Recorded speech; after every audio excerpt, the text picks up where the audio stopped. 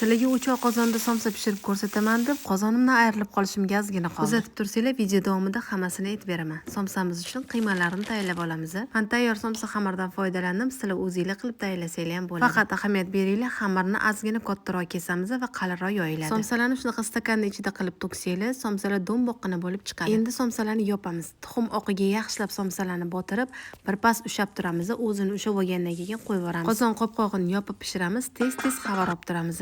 Orasida men 2 marta suv sepdim. Suv sepganinglarda shunaqa chisir qiladi.